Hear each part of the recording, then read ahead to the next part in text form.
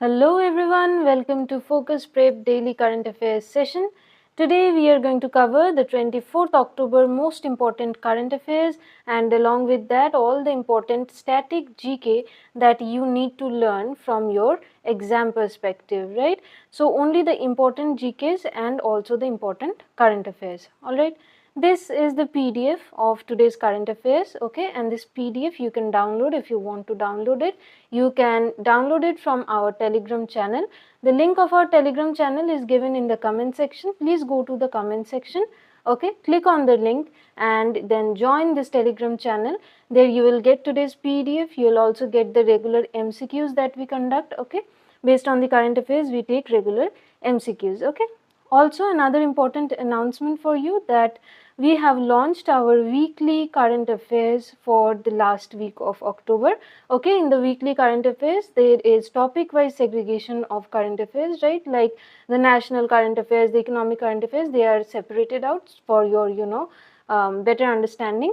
So you can download this as well from the Telegram channel. The link is given in the comment section. So go to the comment section and join the link. Okay. Now let's start with today's current affairs. Okay. So the first one, Israel joins Asian Development Bank as the 69th member. Okay. So the Asian Development Bank ADB, this was founded in the year 1966, right? It is headquartered in Manila, Philippines, and you know this Asian Development Bank, it has 69 members with Israel. So it has 49 members from the Asia Pacific region and 20 from outside the region. Now this ADB, this works in the Asia Pacific region itself, right?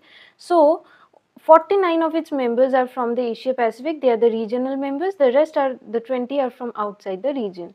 So now that Israel has joined this ADB, it has become another new non-regional member, okay.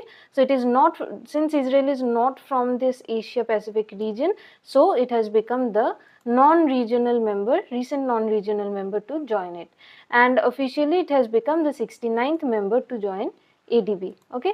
And what is the function of ADB? The ADB focuses on the social and economic development and to eradicate poverty in the Asia Pacific region. So, you know, this is often in news, ADB is often in news for giving like loans to India and to other Asia Pacific region, right? For what? For socio-economic development and for projects which support eradication of poverty. Okay, that is its main function. Now, who is the president, current president of ADB? Masatsugu Asakawa. You have to remember this name. The name of all the presidents of countries and all organizations is important. So, Masatsugu Asakawa is the current president of ADB. Let's see the next one. Now, yesterday itself we learned that the para swimming championship, it had started in Goa. Now, today's news is that Karnataka has won this national para swimming championship, and I told you earlier, I'll repeat again in case you have missed the earlier lecture, that para, whenever you see this term, you know, in sports, right, when in case of athletics, in case of sports you see this term para, you will understand that para, games, para athletics is related to athletics which take place with people with disabilities, okay, or impairment, disabilities or impairment. So all these specially abled people, athletes, when they take part in the sports, then we use this term. So like Paralympics is also held, right? India did very well in Paralympics, and similarly the para swimming championship in this Karnataka has now won, okay. Now Karnataka has emerged as the top, as the overall champion, and in the next two positions there is Maharashtra and Rajasthan, okay.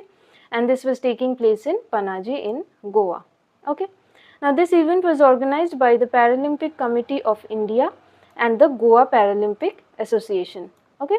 Since this was held in Goa, so the Goa Paralympic Association along with the Paralympic Committee of India. Alright, now let's see the next one.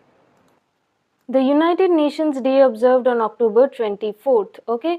So on the 24th October in the year 1945, the United Nations was found in San Francisco, USA. So this date is celebrated as the United Nations Day. So this year becomes important, okay. You should remember that the United Nations was found on 24th October 1945.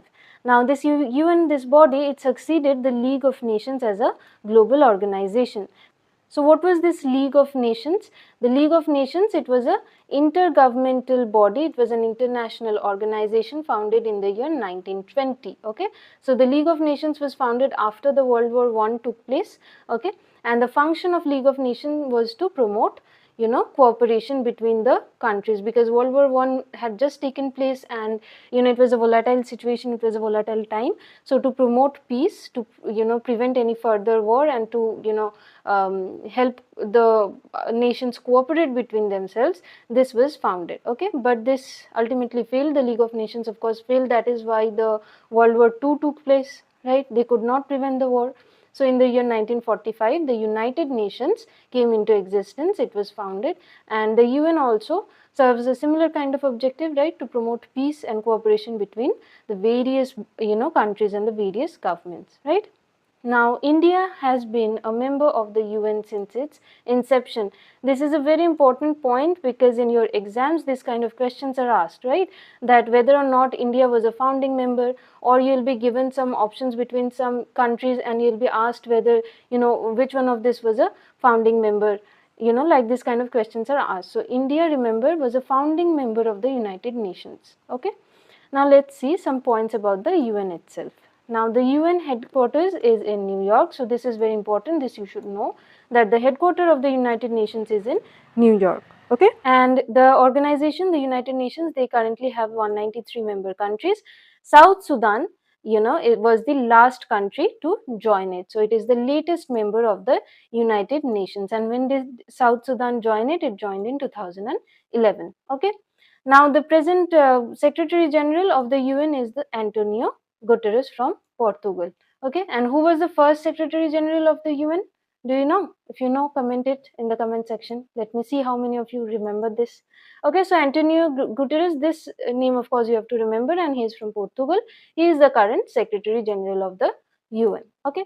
Now, Disarmament Week 2024 is observed from 24th to 30th October. So, the Disarmament Week is observed between 24th to 30th October. So, this coincides with the anniversary of the founding day of UN. So, the founding day of UN is 24th. So, with this, this week coincides. The starting date, it coincides. Now, what is the purpose of observing this Disarmament Week? This is to promote international dialogue to reduce the spread of and impact of weapons. So this week it basically tries to promote that all countries should reduce their weapon hold, right? There should be peace. So it is just promoting the international dialogue to reduce and spread the impact of weapons. So there is a negative impact of weapons, so that is the purpose, to spread awareness regarding it. Okay, now let's see the next current affairs. A new snake species named after actor Leonardo DiCaprio. You saw his picture on the thumbnail, right? Leonardo DiCaprio, he is a very famous actor. So this species, this new snake species, this has been identified in the Western Himalayas region, and it has been named after Leonardo DiCaprio. And what is the name given to the snake species? It is being called Anguiculus DiCaprioi. Okay. Now it is named so to honor him, to honor Leonardo DiCaprio's efforts in wildlife conservation. Okay. Now about this snake species, if we look in a few facts, then this Anguillus DiCaprioi, this belongs to the Colubridae family, which is the largest snake family globally. Okay, Colubridae family is the largest snake family globally, and it belongs to this. And where is this snake species usually found? It is found in the Chamba, Kulu, Shimla, Nainital, all these regions, and in the Chitwan National Park of Nepal. So you can get two GK informations over here, that this snake is usually found in these regions, Chamba, Kulu, Shimla, Nainital, and also in the Chitwan National Park. And another information that you get is, where is the Chitwan National Park located? It is located in Nepal. Right, now let's see the next one.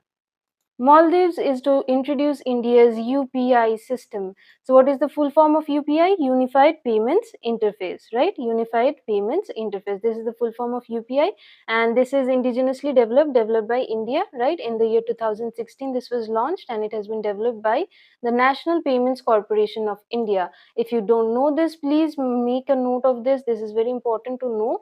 okay, for your GK also, that the NPCI, they have made this UPI, okay, and this was launched in 2016, and many countries have taken up, they have introduced this UPI system, and now Maldives has also announced introducing their UPI in the economy, okay. Now UPI aims to, what is the purpose of introducing UPI? To enhance financial inclusion, to make transactions efficient and easy, right? You can understand from your own experience itself how easy it has become nowadays, right? After the UPI has been introduced, how easy it has become to do any transaction. You don't have to carry cash, right? And it is also helpful to find for financial inclusion, okay. So Maldives have introduced this recently. A lot of countries have launched this, like Nepal had also integrated the UPI, right? So there are a lot of countries who have taken up this system. Now, this UPI is an advanced version of the immediate payments service. So, this immediate payment service, so immediately you can pay, right? So, this immediate payment service, IMPS, this system is utilized in UPI. It is just an advanced version of this system, okay. Now, a few facts about Maldives for your static GK. Maldives is located, where is it located? It is located to the south of the Lakshadweep Islands, right, in the Arabian Sea, okay. In the Indian map, if you open the Indian map, you can see that it is south of the Lakshadweep. Now, the capital of Maldives is Malé, and the currency is also important, Maldivian rupiah. Okay, so the capital is important, capital city being Malé, and currency Maldivian rupiah. Okay, Mohammad Muizzu is the current president of Maldives, right? He has been in news. A lot of tensions were going on between India and Maldives, right? So Mohammad Muizzu is the current president, and Maldives is a member of the South Asian Association for Regional Cooperation, the SAARC. Okay, so Maldives is a member country of SAARC. Where is the headquarters of SAARC? Do you know the headquarters of SAARC? It is in Kathmandu in Nepal, right? So the headquarters is in Kathmandu, headquarters of SAARC. So you can just add it in the PDF, or if you are making note, make a note of this. Okay. Now, India launches the fourth SSBN named S4. What is SSBN? India has launched its fourth one, the fourth SSBN, and its name is S4. And what is this SSBN? Okay, this SSBN, the full form is Ship Submersible Ballistic Nuclear or Ballistic Missile Submarine. So it is basically a submarine, okay, which runs on a nuclear power. See, we have mentioned it runs on nuclear reactors. So the energy for the energy provided to the submarines for its movement is through nuclear reactors, okay, and through from this submarine ballistic missiles can be launched. So its full form of SSBN is Ship Submersible Ballistic Nuclear, and it has been launched in Visakhapatnam. This is the fourth one for India, okay. The first two that are operational right now are INS Arihant and INS Arighat, okay, INS Arihant and INS Arighat, and the third SSBN Aridman is in sea trials, okay, it is still in the sea trials, and within this time the fourth one S4 has been launched, okay, it has just been launched, okay, and the third one is already going through trials in the sea, okay. So that's all the current affairs that you need for your exams, okay. You'll get everything in the Telegram channel, all the MCQs, the weekly current affairs and everything. So this is a new YouTube channel. If you're liking our lectures, if you're understanding everything clearly, then please like and subscribe to our channel and share it with your friends, okay, so that we can provide to you all the important current affairs, just as much as necessary, no futile informations, but also we are including the static GK informations, okay. Everything that becomes important whenever piece of information comes into news, then all the static GK related to it becomes very important for your exams, okay. Like yesterday only we covered that an inscription was found, right? An inscription was discovered recently, a Sanskrit inscription which belongs to the Vijayanagar period. So whenever this kind of news comes up, what happens is that now this Vijayanagar empire, and this inscription that we read yesterday was it belongs to the Krishna Deva Raya time period, okay. So it belongs to the time period of Krishna Deva Raya. So whenever this kind of things come up in the news, so Krishna Deva Raya now becomes an important topic for your exams. MCQs will be asked from here, okay. So that is why we are here, to help you out on these things. So I hope you liked the lecture, and if you have any doubts or any other comments, then you please comment it in the comment section, okay. Now, thank you everyone.